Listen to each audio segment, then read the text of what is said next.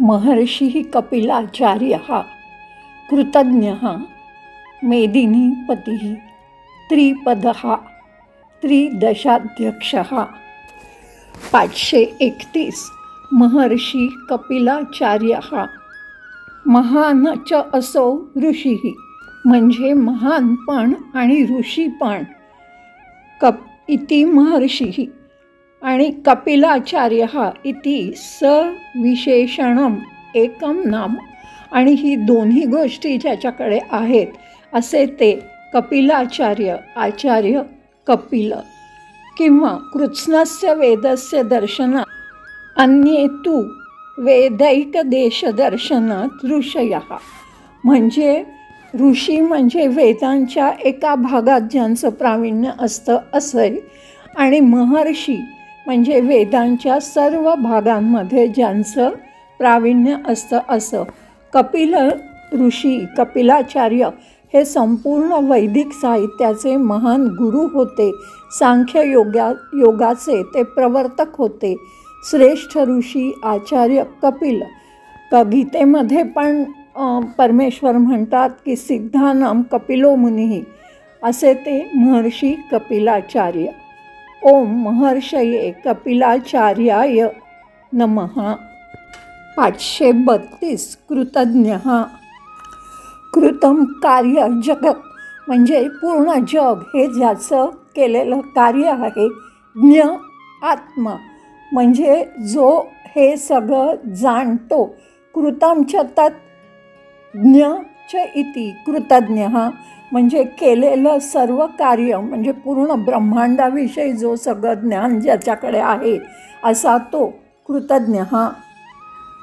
कारण आणि प्रभाव यांचा मूळ आधार, शरीर वगैरे सर्व आवरण रहित पण साक्षी रूपाने हा सर्व काही जाणतो असा तो कृतज्ञ। ओम कृतज्ञाय नमः। 533 मेदिनीपतिः मेदिन्या भूम्या पतिः म्हणजे पूर्ण पृथ्वीचा जो स्वामी किंवा मुख्य तो मेदिनीपतिः। पृथ्वीचा स्वामी जड पदार्थांची पृथ्वी आणि त्याचं संरक्षण करणारा असा तिचा पती तो मेदिनीपतिः। ओम मेदिनीपतये नमः।